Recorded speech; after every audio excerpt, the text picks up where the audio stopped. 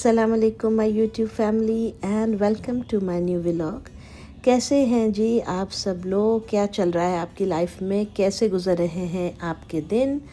और मेरा दिन स्टार्ट हुआ है किचन से because I am making lunch for my kids. और इनका अभी सुबह स्कूल जाने का टाइम है, उससे पहले मैं इनकी लंच बना रही हूँ। कुछ नगेट्स हैं, कुछ पिज़्ज़ा बाइट्स हैं और फ्राइज़। और ये जो है ना, अभी क्योंकि आज फ्राइडे था तो इस वजह से आज इनका जुम्मे के दिन का ये है हिसाब किताब। बच्चे तैयार हो रहे थे और बस यही इतना जल्दी जल्दी ये टाइम निकल रहा होता है कि मैं आपको क्या बताऊं, कुछ समझ में नहीं आ रहा होता। बहुत फास्ट चलता है।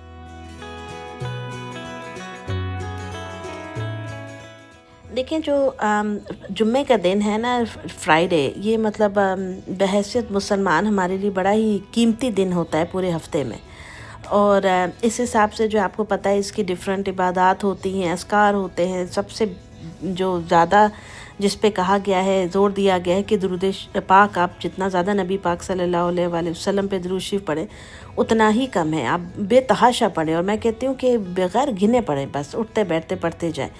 और इसके अलावा सूरह कहफ भी हम लोग पढ़ते हैं, तो वो तो सब चलता ही रहता है। लेकिन यहाँ पे मैं आ गई थी जी लाइब्रेरी। मुझे फ़हद के लिए कुछ, जो मैंने पहले बुक्स ली थी वो फ़हद ने रीड कर ली थी, तो अब मुझे इनके लिए कुछ नई बुक्स चाहिए थी। और मैं चाह रही थी कि इस बार जो मैं फ़हद के लिए बुक्स लूँ ना, वो सिर्फ स्टोरी टेलिंग नहीं हो, लेकिन उसमें से ये कुछ सीखे भी, क्योंकि लास्ट टाइम जो मैंने ली थी वो स्टोरीज़ की बुक थी।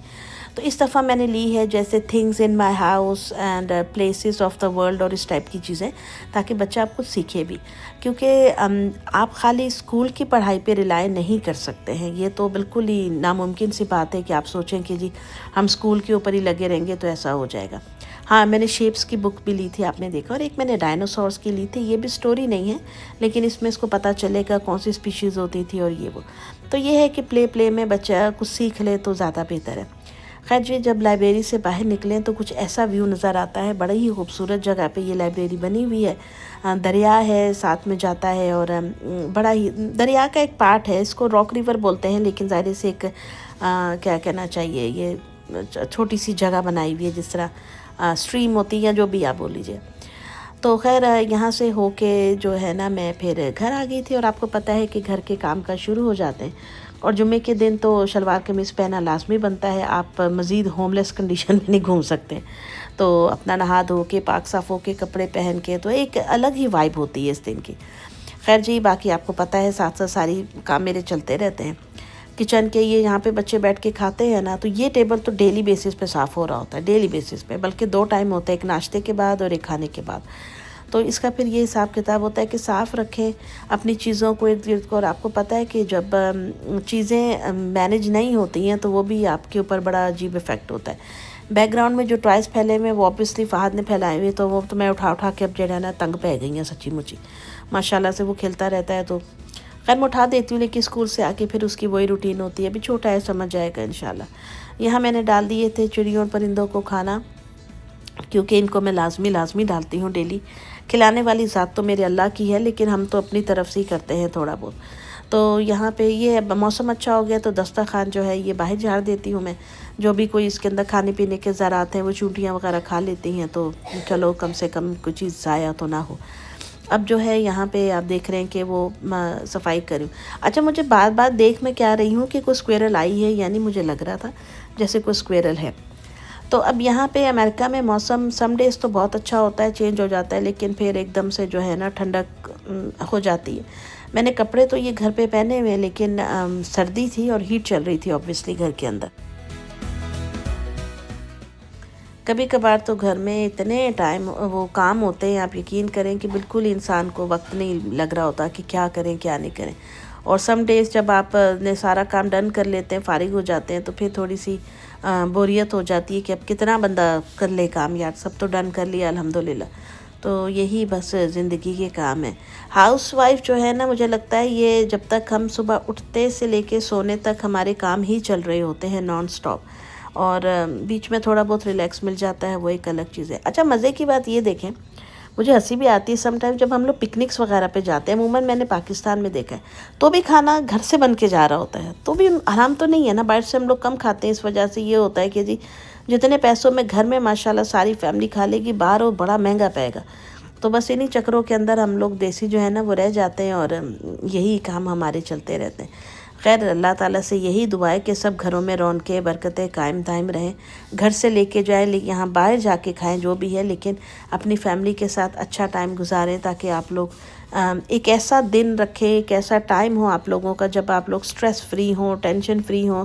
उस मौके पे, उस टाइम में कोई बहस मुबाहिसा तंज वगैरह कुछ ना हो। सिर्फ बहन भाई हों, माँ बाप हों, या सिबलिंग, या मतलब जो हस्बैंड वाइफ है, कपल हो, जो भी हो, तो एक अच्छा सा आप लोगों का टाइम गुजरे। यही बातें होती हैं कि बस हम लोग ज़िंदगी के रोलों में जो है ना एक दूसरे से लड़ते झगड़ते रहते हैं, और बाद में फिर एहसास होता है कि क्या खोया क्या गवाया। यहाँ पे जी मैं निकाल रही थी अचार और पता नहीं क्या क्या चीज़ें, तेल वगैरह निकाल के रखा था। हाँ मैं वो लाई थी कोकोनट ऑयल, ये मार्च से संभाल रही थी मैं। ए देखो एक डिग पई सी मेरे को। तो ये मैं यहाँ पे जो है ना उसका साथ साथ काम कर रही थी। रमज़ान शरीफ का महीना मुकम्मल हुआ, ख़त्म हुआ, लेकिन मेरे हस्बैंड की जो है ना दही फुल्कियाँ खाने की फरमाइश अभी तक स्टिल वही है। तो आज मैं उनके लिए बना रही थी दही फुल्कियाँ, कह लें वो जो भी पता नहीं बोलते हैं आप लोग इसको, जो भी, मैं तो फुल्कियाँ ही बोलती हूँ। दही फुल्की बना रही थी, और जो है क्या कहते हैं उसके मैंने उबालने के लिए रख दिया था थोड़ा सा गर्म पानी में, क्योंकि बहुत हार्ड होती हैं ये, बहुत ज़्यादा। और मैं यहाँ ऐसे गवाची गवा था ना, कुछ लब नहीं पाई हैं, और क्या लब रही थी ये भी मुझे भूल गया, कुछ चीज़ मैं ढूंढ रही थी बाय द वे। तो ये होता है कि जो है ना भूलने की हो जाती है, चीज़ कहाँ रखी थी का आएगा सीधे। मुझे कैन कट करना था, ये वो है कैन ओपनर है मेरा इलेक्ट्रिक का, क्योंकि मुझे आज दही फुल्की के अंदर चने भी डालने थे। अच्छा ये जो हमारा इलेक्ट्रिक है ना कैन ओपनर, ये बहुत ज़बरदस्त चीज़ है, बहुत ज़बरदस्त चीज़ है। और आप यकीन करें कि ये इतना बेहतरीन है कि आपको ज़रा भी इसमें कोई एफ़र्ट नहीं करना पड़ता है। सिर्फ आपको कैन को जो है यहाँ पे लगाना पड़ता है, और इसके अंदर ब्लेड है वो खोल देता है। अब तो और भी बहुत तरह के आ गए, ये तो मेरे पास काफ़ी पुराना पड़ा हुआ है। और मेरे पास दूसरे हाथ वाले वो भी ओपनर्स हैं, ब्लू कलर का भी आपने देखा होगा वैसे भी। तो क्योंकि बहुत ज़्यादा टाइट होते हैं कैन, मुझसे मैं घर पे अकेली काम कर रही होती हूँ तो मुझसे खुलते नहीं हैं, तो इस वजह से मेरे पास ये वाले गैजेट्स होने बहुत ज़्यादा ज़रूरी हैं। तो ये चीज़ें जो है ना ज़िंदगी को थोड़ा सा आसान बना देती हैं, क्योंकि हम औरतों में इतनी ज़्यादा पावर तो होती ही नहीं है, काम कर कर के भी बाजू यार थक ही जाते हैं कि इतने मजबूत कैन होते हैं, बाज़ दफ़ा तो इतना मुश्किल हो जाते हैं खोलें। तो ये जो कैन ओपनर्स है ना ये बहुत ईजी हैं। अच्छा देखें, एक कैन ओपनर तो ये होता है जो मैंने आपने भी देखा है ना, मतलब इस तरह इलेक्ट्रिक का, ये उस टाइप के कैन्स को खोलता है जो ऊपर से सील होते हैं। अब समझ गए ना, जैसे सील होते हैं इसमें, जैसे कस्टर्ड के डब्बे हो गए या फ्रूट कॉकटेल के डब्बे हो गए, पाइनएप्पल वाले, ये उनको खोलने के काम आता है। एक कैन्स वो होते हैं या बॉटल्स वो होती हैं जैसे जिसमें लहसुन अदरक का पेस्ट आता है, या केचप्स होती हैं, समझ गए ना आप, ऊपर से वो खोलने वाला जो होता है, उसको खोलने के लिए फिर डिफरेंट ओपनर होता है, वो भी मेरे पास है, क्योंकि ये इसके साथ तो नहीं खोलेंगे, ये तो काटने के लिए होता है। तो यहाँ पे अब मुझे खाने की तैयारी करनी थी, और उसके लिए जो है मैं फ्रिज में से चीज़ें निकाल रही थी। और जड़ा मैं सुटी है ना खीरे है गेस्ट, हम लोग लेकर आए थे खीरे, लेकिन फिर रमज़ान के बाद वो ईद आ गई, नहीं सैलड वगैरह इतना कोई घर में बना, तो वो फिर ख़राब हो गए थे, क्योंकि ये ईरानी स्टाइल के छोटे छोटे से खीरे और बड़े नाजुक है, ये बहुत जल्दी ख़राब हो जाते हैं, फफूंदी लग जाती है इनमें। तो ये मुझे जो है ना फेंकना था आज, वो मैंने फेंका। मैं फ्रिज में से निकाल रही हूँ चीज़ें, क्योंकि मुझे आज क्या बनाना था, चलें जी मैं अभी आपको दिखाती हूँ क्या बनाना था। इस वक्त हमारे घर में आप यकीन करेंगे 3 फ्रिज पड़े हुए हैं और 1 डीप फ्रीज़र है। ये बताने या वो कोई शोबाजी की बात मत समझिएगा इसको, 3 फ्रिज इसलिए पड़े हुए क्योंकि एक हमारा पुराना फ्रिज था, और फिर एक जो था वो हमने गराज में रखा होता था, तो 2 फ्रिज थे। अब हमने जब से ये नया लिया है सिल्वर कलर वाला, ये नया इसलिए लिया है ताकि बाकी एम्प्लाइसेस के साथ इसको हमने मैच करना था, तो ऑब्वियसली हमारे पास 3 फ्रिज हो गए हैं। तो ये है कि ज़रा चीज़ें सारी सिमट जाती हैं उसके अंदर। हमने सोचा था पहले जो पुराना वाला है उसको फेंक देते हैं, क्योंकि यहाँ ख़रीदेगा कौन, यहाँ तो चीज़ें बेचना एक असाब है, अमेरिका के अंदर बहुत मुश्किल हो जाती है। पाकिस्तान में तो आ जाते हैं ना, लोग भी होते हैं, दुकानें होती हैं बाकायदा जहाँ आप चीज़ें इजीली जाके बेच सकते हैं, ये वो। अमेरिका में इतना मसला हो जाता है ना कि आप चीज़ों को बेचने के लिए लगाएं, कोई आता है नहीं आता है, फिर वो एक लंबी पखराट है। हाँ फ्री में ले जाएंगे, जो भी रख दो तुम लोग, फ्री लिख दो और बस चीज़ गायब। यहाँ पे जो है मैं किचन में देखे मैंने प्याज डाल लिया था पैन के अंदर, मैं बना रही थी सफ़ेद माश की जो दाल है, वो मैंने ऑलमोस्ट हाफ़ बॉयल करके, समझे कि 90% बॉयल हो गई, 85% मैंने बॉयल करके रख ली थी। और अब मैं उसके लिए जो है ना ये मसाला तैयार कर रही हूँ।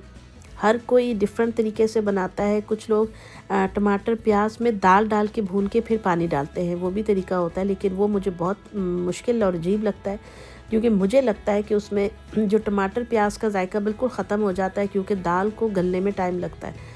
तो मैं क्या करती हूँ कि मैं दाल को अलग से बॉयल कर लेती हूँ, थोड़ा सा तेज़पत्ता डाल के, 1-2 लौंगे डाल के, इस तरह से ना उसको आप बॉयल कर लीजिए। और उसके बाद जो मैं मसाला उसका अलग से बनाती हूँ। मैंने लॉज में भी अपने एक फैमिली गए थे हम लोग, तो वहाँ पे दाल खाई थी माश की।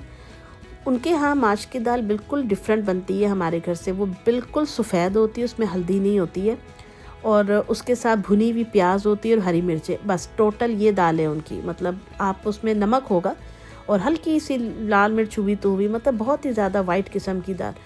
तो हर फैमिली के अंदर जो है ना, मैंने देखा डिफरेंट तरह की चीज़ें या डिफरेंट तरह का टेस्ट होता है जो वो लोग खाते हैं, और शायद वही उनका बिल्डअप होता है जो वो बचपन से खा रहे होते हैं। मुझे, मेरे हस्बैंड को, हमें ऐसी वाली दाल पसंद है, मतलब बड़ी वो ढाबा स्टाइल रेस्टोरेंट वाली तड़के वाली दाल जो होती है मज़े की।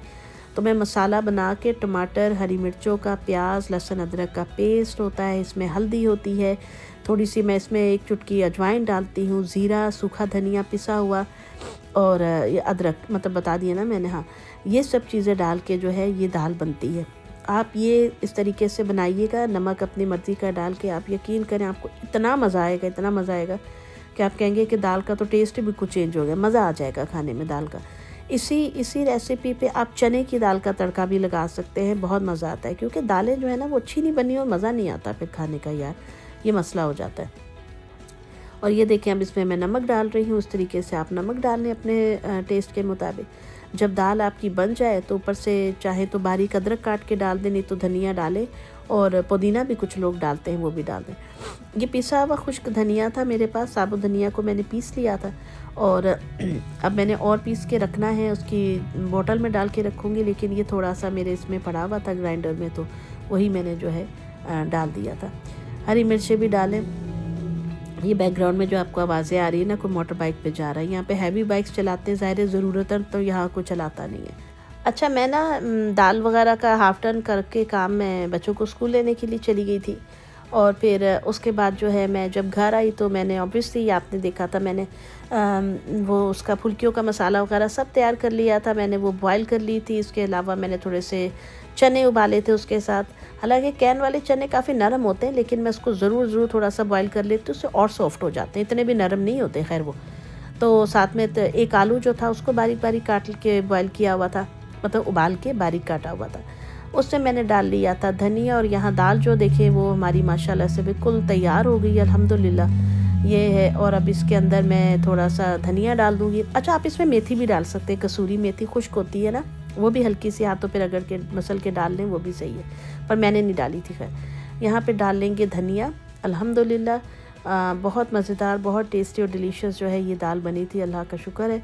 और हमारे पास जो कल मैंने गोभी बनाई थी वो भी पड़ी हुई थी, गोभी और मटर का सालन, तो माशाल्लाह 2 सालन हो गए थे। अब कल जो बनेगा बनेगा, तो इस वजह से बच्चे अपना खा पी रहे थे। लो जी, यहाँ पे जो है मैंने दही बड़ों के अंदर, वो फुल्कियों के अंदर ये चीज़ें डाली थी, दही डाला, चटनियाँ डाली थी, और फिर जो है चाट मसाला था, भुना हुआ पिसा हुआ ज़ीरा था, साबुत लाल मिर्च थी कुटी हुई, और ये इस तरीके से ये मैंने बना लिए थे। आपको पता है हर इंसान हर चीज़ में परफेक्ट नहीं होता। मुझे याद है हज़रत अली रज़ी अल्लाह ताला अन्हु का एक फरमान है कि हर कोई हर कुछ नहीं जानता, लेकिन हर इंसान कुछ ना कुछ ज़रूर जानता है। और उनकी ये बात इतनी खूबसूरत और इतनी प्यारी है। खैर उनकी तो सारी ही बातें क्या मैं कहूँ उनके बारे में, अल्लाह उनके दर्जात बुलंद फरमाए। उनके लिए दुआ भी करना लगता है कि जैसे हम ही छोटे हो गए उनके आगे। बहुत बड़ी हस्ती हैं, मतलब कितनी अच्छी बेहतरीन उन्होंने बात की है। अच्छा, यहाँ पे आ गई थी जी, ये देखें मेरा मुन्ना स्क्वेरल, छोटी सी क्यूटू सी बच्चा, ये आके खाना वाना खा रहे थे। किचन का सारा खाना ख़त्म होके हम आ गए थे ऊपर, और यहाँ ये देखें जी, इन्होंने अपना ही कोई पार्लर स्टार्ट किया है, लेकिन माशाल्लाह माशाल्लाह दोनों बहनें आपस में लगी थी। और फ़हद का ये देखें जी आप, पीस ऑफ आर्ट। इसने खुद से कट करके ये किया, आप लोग ट्रस्ट करें मेरी बात पे। मैं ये नहीं कह रही कि बात मैं कर रही हूँ। फ़हद ने स्कूल से सीखा और अल्लाह ज़िंदगी दी, इसने खुद घर आके ये बनाया। फिर मुझे और अपने बाबा को इसने दिखाया। लो जी, अब है ये रात का टाइम और मैंने इशा की नमाज़ पढ़ी। तुसी मेरी हालत देखो, अल्लाह माफ़ करे हैं। तो इशा की नमाज़ पढ़ के जो है मैं आ गई थी किचन में नीचे। मैं देखने आई थी बच्चों ने कुछ और फैलावा तो नहीं किया हुआ। ये छोटी मोटी चीज़ें आपको पता है। फिर पूरे घर में आयतल कुर्सी फूको, फिर लाइट जो किचन की ये मैं लाजमी जलाती हूँ। बस यही से काम जी। और ये थी आज की वीडियो जो मैंने आपके साथ शेयर की है। बस जब इशा की नमाज़ पढ़ लो ना तो फिर पता चल जाता है अल्हम्दुलिल्लाह अब टाइम है सोने का। हम ज़्यादा देर जागते नहीं इशा की नमाज़ के बाद। तो दोस्तों मिलूँगी आपसे नेक्स्ट वीडियो में, तब तक अपना ख्याल रखिएगा, दुआ में याद रखिएगा। फिर मिलेंगे इंशाल्लाह। अल्लाह हाफिज़।